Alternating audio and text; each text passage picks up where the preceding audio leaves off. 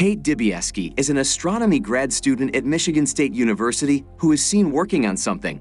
After a while, she discovers an unidentified comet. Not knowing where it is headed, she immediately calls her professor, Dr. Randall, who arrives instantly with some other students and starts his calculations. After a lot of calculation, Randall deduces that the comet will strike the Earth in 6 months, which will be an extinction-level event. He is shocked by this discovery and tells everyone to leave, but requests Kate to stay. They established contact with NASA's scientist, Dr. Teddy Oglathorpe, who does his calculations and confirms the same thing. Teddy wants this matter to be taken seriously, so he decides to take them to discuss this with the president. At night, Kate and Randall flies to the White House to present their findings. After a long journey on the plane, they enters the White House where they meet Dr. Teddy and General Themes. They sat down and Teddy asked everyone to wait because he claims that the president will arrive soon. They waited for a long time, but the president doesn't show up. Once she finally does, she ignores them and prioritizes a birthday party instead. General Themes sells Kate and Randall some snacks. At night, there is no time left and they are given a hotel room to stay in and come back the next day. Kate goes and gets some more snacks and finds out that the food is free in the White House. She comes back and emphasizes that how odd it is that the general have charged them for free food. The next day, they finally goes to the meeting. They there met with apathy from US President Janie Orlean and her staff. Randall tells her that they have found a comet the size of Mount Everest and it will hit Earth in 6 months, killing all life forms. The president and her son, Jason, doesn't took them seriously and think that they are just getting scared over nothing. After the president's nonchalant attitude, Kate and Randall are seen walking outside and Randall thinks that they should release this news publicly. They goes to a news company and discusses that they want to speak about this publicly. The news company tells them they should come to a show called The Daily Rip and talk about this because the president is only after the elections and she doesn't care about anything else. Randall and Kate decided that they will reveal everything on the show. Later on, Randall and Kate are at the backstage of the show and they are sitting with a famous singer, Riley Bina, who is also here as a guest on the show. When Randall tries to make a small talk, Riley rudely curses him and leaves. After Riley left the show, Randall and Kate goes on air and tells everyone about the comet. The show hosts, Jack and Bry, doesn't take them seriously either. This causes Kate to lose her senses in front of live TV and have a mental breakdown while screaming at everyone for not taking this life-threatening news seriously. After cursing everyone, Kate leaves, but Randall manages to keep calm until the show ends. Afterwards, Bry asks Randall to join her for some drinks. In the next few days, the internet is roasting Kate for what she did, and even her boyfriend writes a mean article about her. Kate is heartbroken and Randall returns to his home. Later, the FBI comes to Randall's house and escorts him back to the White House. Kate is arrested by the FBI during her morning stroll. They put a bag over her head and took her away. They also spot Teddy and take him in as well. All of them are taken back to meet the president once again. Jason tells Kate that the FBI have escorted everyone else, but he made a special request to put a bag on her head and arrest her instead of escorting her. Then, President Janie tells them that she will make a speech about this matter. Janie is acting on this case just so she could diverge attention from the fact that her nude pictures were leaked. Other than that, she doesn't care about the comet at all. Kate is mad about this, but Randall is glad that the government is at least taking some action against this. The next day, Janie makes a big speech telling everyone that they will destroy the comet and that a soldier named Benedict Drask, who stands right next to her, will do it. The news is finally spread by the media and the launch of a spaceship is announced. This ship will hit the comet and turn it away from Earth. Benedict is on the ship and is approaching the comet as many people stands by to watch as this happens. Before Benedict goes, he makes some extremely racist comments and they have to turn his microphone off. However, as he is in the middle of the mission, the operation is canceled mid-flight. Randall and Kate are perplexed and it is revealed that a tech billionaire, Peter Isherwell, have discovered that the comet is composed of trillions of dollars worth of precious minerals that will become scarce on Earth. The White House plans to commercially exploit the comet by crushing it to reduce its size and recovering the fragments.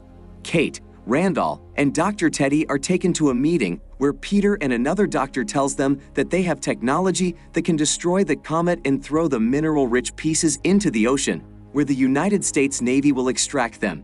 Peter claims that the comet is a gift from the heavens, and it will end poverty and other world problems forever. After hearing this, Kate and Teddy immediately abandon the operation in protest, while Randall submissively becomes a prominent voice in advocating for the comet's commercial opportunities. He starts an affair with the hot talk show host Bree, despite having a wife and kids. Meanwhile, Kate returns home to Michigan, where she goes to meet her parents, but dejectedly, her parents doesn't open the door. Apparently, they are going to take the jobs that the comet will provide, and they do not want politics in their house. Kate is heartbroken by this. Randall takes part in an ad that gives a number where the civilians could call free of charge anytime to ask questions about the comet. Randall comes home with Bri, and his angry wife confronts him. She throws his meds on the floor and leaves him. Kate starts to work at a shopping mall as a cashier when she meets Yule. Yule recognizes her and invites her to hang out, while later, Peter reveals the machine that will deal with the comet. Randall is impressed, but also a bit skeptical, which causes Peter to get defensive. Meanwhile, Kate begins a relationship with Yule because the world is going to end regardless.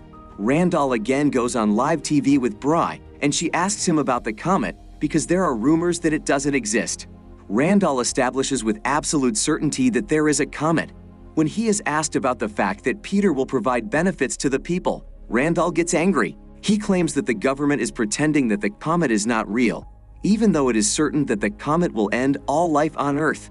Later, Bree confronts Randall in a car and breaks up with him. Randall leaves the operation and decides on reconciling with Kate.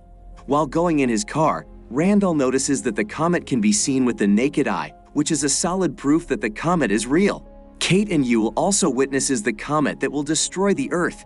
Kate and Randall, through social media, tells everyone to just look up while the president launches a political campaign called Don't Look Up. The world becomes divided in chaos. Some people think the comet is not real, while others are panicking and preparing for the end of the world. Pop singer Riley Bina supports Randall and Kate, and she holds a concert to raise awareness about the comet and its dangers. Teddy later calls Randall and Kate with some bad news. He claims that the US government has cut off Russia, India, and China from the comet minerals, which will cause political turmoil. He also claims that Peter's Bastrones are going to fail eventually. Now hopeless, all of them knows that nothing can be done to protect the Earth from the comet. They buy some groceries and goes to Randall's house, where he reconciles with his wife. They just want to have a peaceful dinner with family and friends for one last time. Meanwhile, President Orlean and Peter try to extract the materials from the comet. They start the countdown for launching the bash machines while every person prays in their own way. While several bash drones instantly fail, Peter tells everyone that they had anticipated this failure and that everything is completely fine. Meanwhile, at Randall's house, everyone is happy while preparing dinner together. Teddy also joins them. The machines are attached to the comet, but two of them hits each other and gets destroyed. Peter gets very confused and he doesn't know what to do next. All of the other machines also gets destroyed, and they incredibly failed on the mission. Peter sees that there is no stopping the comet now. He makes an excuse to go to the toilet, and the president goes with him as well. All of the workers understand that Peter and the president have ran away. All of them quickly leaves to go back to their families, while Jason is left alone in the room, thinking that his mother will come back for him. Janie calls Randall from a plane that is taking them to a ship. She tells Randall that they have obviously failed, but have the plan to save some important people. She says that the ship holds 2,000 people in a cryo chamber, and it will take them to the next Earth-like habitable planet. She offers him a place on the ship, but Randall denies it. He now wants to be with his family. He tells her to have fun with Jason. It is then that the president realizes that she is escaping with the world's richest people, but she has forgotten her own son. Everyone holds one another and looks at the comet entering the Earth's atmosphere. Everyone at Randall's dinner table holds hands and they start to pray. As the comet keeps getting closer and closer, some people are calm, while others are looting and robbing other people. Even people on the news channels are fleeing.